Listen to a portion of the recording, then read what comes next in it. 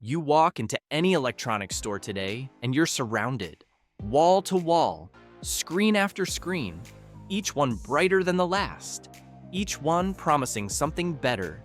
They flicker with perfect images, vivid colors, impossible blacks. The salesperson smiles, the price tags glow, and somewhere in that moment, you start to wonder, is this real? Or is this just another beautiful lie? It's hypnotic and intentional, because in these spaces, confusion is profit. They don't sell you the best TV, they sell you the best illusion. Every year, homes get smarter, but the decisions, they get harder. Here's the truth nobody wants you to hear. Not every screen that shines is worth the light it borrows from your living room. Some brands will take your money, hand you a remote, and disappear the moment a pixel dies or the sound starts crackling like old radio static. And the worst part?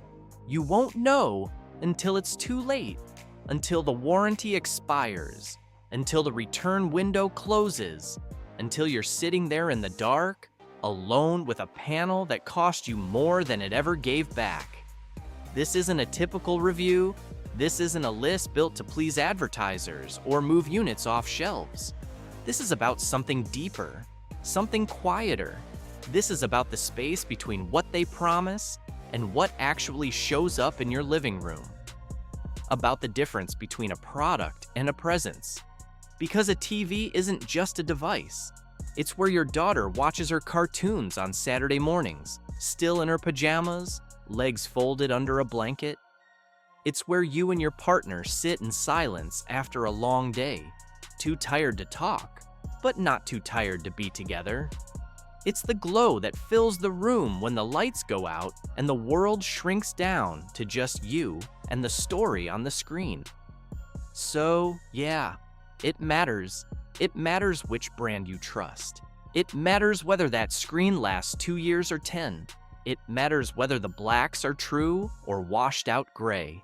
Whether the sound wraps around you or just echoes flat against the walls.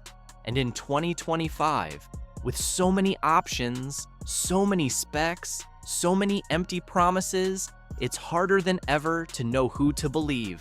So let's cut through it. Let's talk about the ones that failed, the ones that faded, the ones that couldn't deliver. And then, slowly, carefully, let's climb toward the ones that did. The ones that earned their place, not through marketing, not through hype, but through presence, through performance, through the quiet dignity of just working day after day without excuse or apology. We start at the bottom, and we start with a name that used to mean something. Westinghouse. There was a time when that name carried weight, when it stood for American engineering, for reliability, for products built to last. But that was then. Walk into a room with a Westinghouse TV today and you'll feel it immediately. Something's off. The colors don't pop, they sag, pale, tired, like a photograph left too long in the sun. The blacks aren't black. They're more like dark gray, with a bluish tint that never quite goes away. And the interface? Slow, clunky, unresponsive. You press a button and wait. You swipe and nothing happens.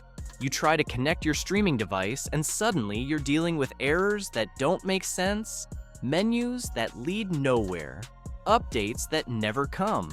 It's not that it doesn't work, it's that it works just enough to frustrate you, just enough to make you wish you'd spent a little more.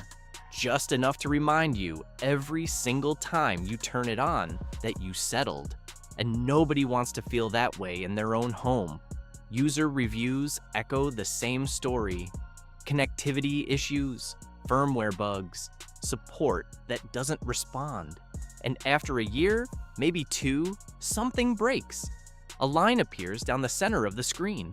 The sound cuts out on one side. The remote stops pairing. And by then, the warranty's expired. The return window's closed. You're stuck. Next up, Element, a brand that showed up in big box stores with one promise: cheap. and for a while, that was enough. But cheap has a cost, and with Element, you pay it in durability, in quality, in the sinking feeling that hits you 3 months in when you notice the picture isn't quite right anymore. There are reports scattered across forums and review sites of screens developing lines, vertical, horizontal, sometimes both, of sound that crackles or cuts out entirely, of panels that flicker under certain lighting conditions, of smart features that were never really that smart to begin with. It's the kind of TV you buy because you need something now, because the budget's tight, because it'll do for the bedroom or the guest room or the garage. But it's not the kind of TV you're proud of. It's not the kind you invite people over to watch. It's not the kind that becomes part of the furniture, part of the atmosphere, part of the life you're building. It's just there. Until it's not, then there's Insignia, Best Buy's house brand, sold with the promise of affordability and the backing of a major retailer. And on paper, it makes sense.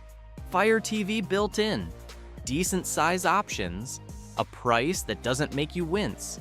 But dig a little deeper and the cracks start to show. The interface lags, apps take longer to load than they should. The picture quality is fine in bright rooms, but put it in a dim space and suddenly you notice how washed out everything looks. How the contrast just isn't there. How scenes that should feel cinematic feel flat. And the sound, thin, hollow, like it's coming from a tin can 2 rooms over. You'll want a soundbar, you'll need one, and once you factor that in, the savings start to disappear. It's not a terrible TV, it's just not a good one. And in a market this crowded, not good isn't good enough. Vizio is trickier, because Vizio has made some genuinely solid TVs over the years. Models that punch above their weight, panels that surprise people. But consistency? That's where they stumble. One model works beautifully. The next one in the same line has backlight bleed, stuttering motion, or a UI that feels like it was coded in a rush and never updated. Some users love their Vizio, others regret it 6 months in. It's a gamble, and when you're spending hundreds, sometimes over $1,000, a gamble isn't what you want. You want certainty, you want trust, you want to know that the thing you're bringing into your home is going to show up the way it promised. Vizio doesn't always deliver that, and that inconsistency, that unpredictability, keeps it low on this list, even when it gets things right. Hisense sits in an interesting place. Not terrible, not great, somewhere in between. They've been pushing hard to position themselves as the budget brand with premium features. Mini LED, quantum dot, high refresh rates, all at prices that make you do a double take. And sometimes it works. Sometimes you get a panel that looks stunning for the money, colors that pop, brightness that competes with brands twice the price. But other times, you get backlight bleed, you get inconsistent motion handling, you get a UI that stutters when you're just trying to browse Netflix. It's not that Hisense can't make a good TV, it's that they haven't figured out how to make every TV good, and that's a problem, because you shouldn't need luck when you're making a purchase this big. TCL is similar, but slightly better. They've earned a reputation as the value king, the brand that gives you more screen, more features, more tech for less money, and in many cases, they deliver. Their Roku integration is smooth. Their picture quality, especially in the mid-range, can surprise you. Decent HDR performance, solid upscaling, a remote that actually feels good in your hand. But again, it's not universal. Some models suffer from poor viewing angles. Some have issues with local dimming that create distracting halos around bright objects. Some just feel cheap. TCL is a smart choice if you do your homework, if you read reviews, if you know which model to avoid and which one to grab. but it requires effort, and not everyone has the time or patience for that. Sharp used to be a giant, a name that commanded respect, but somewhere along the way, they lost their edge. Today, Sharp TVs are fine. They work, they display an image, they won't embarrass you, but they won't impress you either. The picture is decent, but not remarkable. The sound is passable, but not immersive. The build quality feels solid until you compare it to something better. It's the kind of TV you buy when you just need something functional, when you're furnishing a rental, when you're not emotionally invested in the outcome, and maybe that's okay. Maybe that's all some people need. But if you're here, reading this, listening to this, you probably want more. Panasonic is a different story. They've maintained a reputation for quality, especially in markets outside North America. Their color science is excellent. Their motion handling is among the best. Their build quality feels premium, but they've struggled to stay competitive in pricing. And their smart TV platform, dated, clunky, not nearly as intuitive as what you'll find on an LG or Samsung. If you're the type who uses an external streaming device anyway, that might not matter. But for most people, the interface is part of the experience, and Panasonic's just isn't where it needs to be. Still, if picture quality is your priority and you're willing to overlook the software, Panasonic won't disappoint. It's a solid choice, just not an exciting one. Now, we start climbing into the territory where compromises get smaller, where the experience starts to match the expectation. Sony. Just hearing the name brings a certain weight, a certain expectation, and most of the time, Sony delivers. Their processing is exceptional. Their upscaling of lower resolution content is industry-leading. Their motion handling makes sports and action scenes feel fluid, natural, alive. The colors are accurate without being oversaturated. The blacks are deep. The sound, even from the built-in speakers, is better than most. Sony doesn't chase trends. They don't load their TVs with gimmicks or flashy features that look good on a spec sheet, but don't matter in real life. They focus on the fundamentals, on making the image look right, on making the experience feel seamless. And that consistency, that commitment to craft, is why Sony sits high on this list. But they're not perfect. Their smart TV platform, Google TV, can be sluggish on older models. Their pricing is steep, and their design, while clean, isn't as striking as some competitors. Still, if you value performance over aesthetics, Sony is hard to beat. LG takes a different approach. Where Sony is about precision, LG is about innovation. They pioneered OLED in the consumer TV market, and to this day, their OLED panels are considered some of the best in the world. Perfect blacks, infinite contrast, colors that feel alive, viewing angles that stay consistent no matter where you sit. The experience of watching a well-mastered film on an LG OLED is something you don't forget. It's immersive, it's emotional, it's the closest most of us will ever get to a reference monitor in our living rooms. And their WebOS interface? Clean, intuitive, fast. It doesn't get in the way, it just works. But OLED has its drawbacks. It's not as bright as high-end LED or mini LED panels. In very bright rooms, HDR highlights can feel muted, and there's still the risk, however small, of burn-in over time.